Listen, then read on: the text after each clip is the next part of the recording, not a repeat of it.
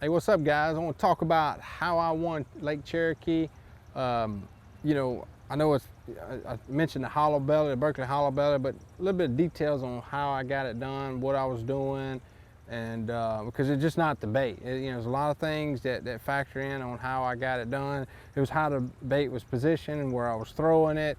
Different things like that really made a difference. But yeah, it was a 4-inch Berkeley hollow belly with 3/8 ounce Berkeley swim head.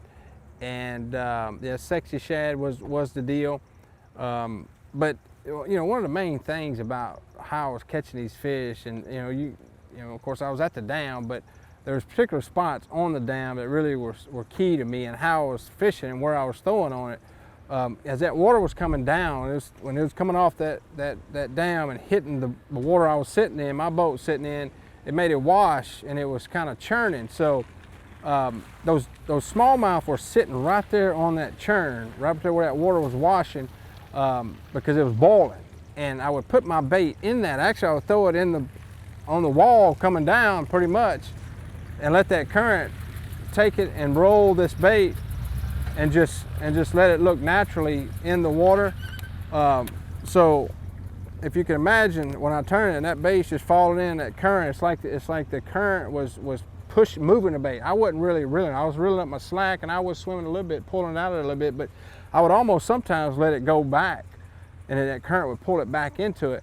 And a lot of times those fish were hit it then, because there's this little hole, a little saddle right there, and those fish were sitting right there at that saddle, and you wanted the bait to look as natural as it could. You didn't want to, swimming it, it had the action, but those fish are keying on that bait that's just getting washed around in that current. So having it right there and putting it right there in that wash I was able to get those bites, those few key big bites, because those bigger fish were in that stuff, deep in that stuff, in that swift current. But they were just right on the outside edge, just right there on the front of that bowl, waiting to catch that bait fish come through.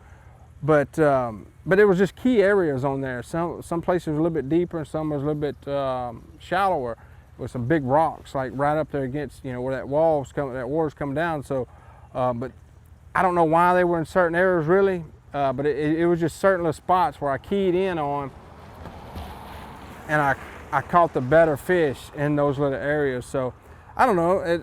This was a big part. Number one by far, I caught most fish on this. But I did catch some on a Berkeley crankbait, a square bull. I didn't want to throw that because it's treble hooks. A lot of stuff going on. They can't really see it good. It's just they weren't really eating it as just as well as this hollow belly. This is a one hook deal. You hook them, you pretty much got them. So I tried to stay away from the treble hooks in that condition, just because there's so much going on, so shallow, so many rocks. They're jumping, they throw the bait. So. Yeah, so that's it, man. It was just a couple key deals, pretty much, is how I was throwing it, where I was putting that bait all the way against that wall, in that wash, and I was able to get, those things. But, I was using a Fenwick Elite 7.3 heavy. This rod, it's perfect for that kind of condition. It's a really awesome rod.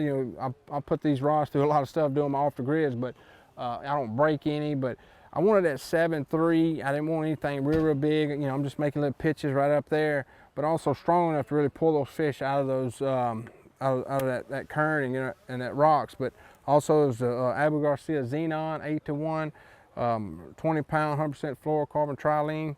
But yeah, that was the setup. Pitching it in there, pulling them out, got it done, got the W.